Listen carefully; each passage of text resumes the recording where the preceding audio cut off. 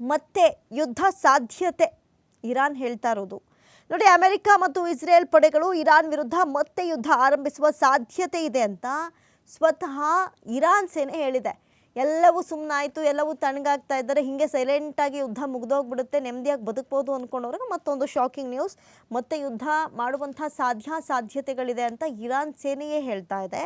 ದೇಶದ ಮೇಲೆ ನಡೆಯುವ ಯಾವುದೇ ಹೊಸ ಆಕ್ರಮಣ ಅಥವಾ ಅಮೆರಿಕನ್ನರು ತೋರುವ ಅವಿವೇಕದ ನಡೆಗೆ ಎದುರೇಟು ಕೊಡೋದಕ್ಕೆ ಇರಾನ್ ಸಂಪೂರ್ಣ ಸನ್ನದ್ಧವಾಗಿದೆ ಅಂತ ಕೂಡ ಹೇಳಿದೆ. ನಾವಿಲ್ಲಿ ಗಮನಿಸ್ಬೋದು, ಯುದ್ಧ ಸ್ಟಾರ್ಟ್ ಆದಾಗಿನಿಂದಲೂ ಅಷ್ಟೇ ಇರಾನ್ ಏನೋ ನನ್ನ ಕೈಲಿ ಆಗಲ್ಲ ಅಂತ ಕೈ ಕಟ್ಕೊಂಡು ಕೂತಿದ್ದೇ ಇಲ್ಲ.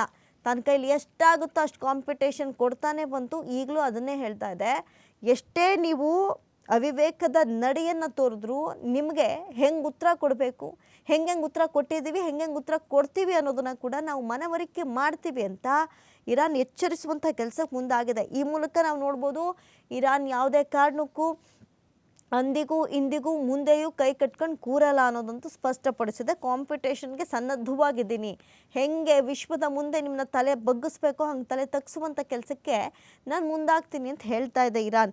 ಯುದ್ಧ ಕೊನೆಗೊಳಿಸಿ ಶಾಂತಿ ಸ್ಥಾಪಿಸುವ ಸಂಬಂಧ ಇರಾನ್ ಮುಂದಿಟ್ಟಿದ್ದ ಹೊಸ ಪ್ರಸ್ತಾವದಿಂದ ನಾನು ತೃಪ್ತನಾಗಿಲ್ಲ ಅಂತ ಅಮೆರಿಕ ಅಧ್ಯಕ್ಷ ಡೊನಾಲ್ಡ್ ಟ್ರಂಪ್ ಹೇಳಿದ ಬೆನ್ನಲ್ಲೇ ಇರಾನ್ನಿಂದ ಈ ರೀತಿಯಾದಂತಹ ಒಂದು ಸ್ಟೇಟ್ಮೆಂಟ್ ಹೊರಬಿದ್ದಿದೆ.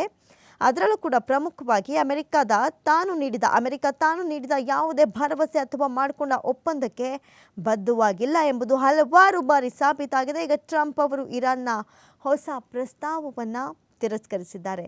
ನೋಡಿ, ಇದರ ಮಧ್ಯೆ ಶಸ್ತ್ರಾಸ್ತ್ರ ಮಾರಾಟಕ್ಕೆ ಅನುಮೋದನೆ. ನೋಡಿ, ಪಶ್ಚಿಮ ಏಷ್ಯಾದ ಮಿತ್ರ ರಾಷ್ಟ್ರಗಳಿಗೆ ಪ್ರಮುಖ ಶಸ್ತ್ರಾಸ್ತ್ರಗಳ ಮಾರಾಟಕ್ಕೆ ಅಮೆರಿಕ ಅನುಮೋದನೆ ನೀಡಿದೆ.